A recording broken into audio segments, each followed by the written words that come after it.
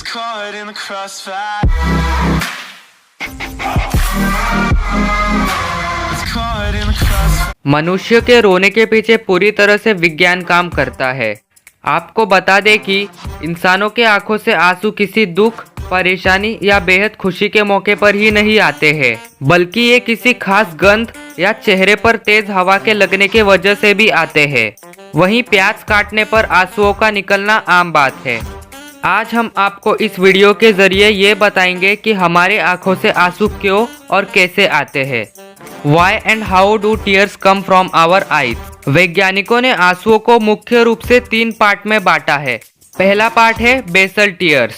ये non emotional आंसू होते हैं जो आंखों को सूखा होने से बचाते हुए स्वस्थ रखते हैं। दूसरे पार्ट में भी नॉन इमोशनल आंसू ही आते हैं।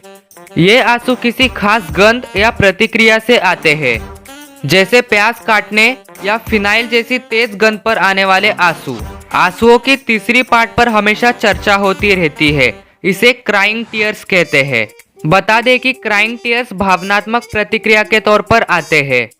इंसान के ब्रेन में एक लिम्बिक सिस्टम होता है, जिसमें ब्रेन का एक हाइपोथैलेमस होता है। यह हिस्सा नर्वस सिस्टम से सीधे संपर्क में रहता है। इस सिस्टम का न्यूरोट्रांसमीटर संकेत देता है और किसी भावना के एक्सट्रीम होने पर हम रो पड़ते हैं। इंसान सिर्फ दुख में ही नहीं, बल्कि गुस्सा या डर लगने पर भी रोने लगता है। मनुष्य का रोना नॉन वर्बल संवाद का एक तरीका है। आंसुओं के जरिए इंसान ये बताता है कि हमें मदद की जरूरत है। बता दें कि मनोवैज्ञानिक इस बात पर लगातार जोर देते हैं कि भावनाओं के उबाल में रोना अच्छा होता है। इससे आंखें ही नहीं, बल्कि हमारा मानसिक स्वास्थ्य बेहतर रहता है। नॉन वर्बल संवाद का सबसे सही उदाहरण नवजात बच्चे होते हैं।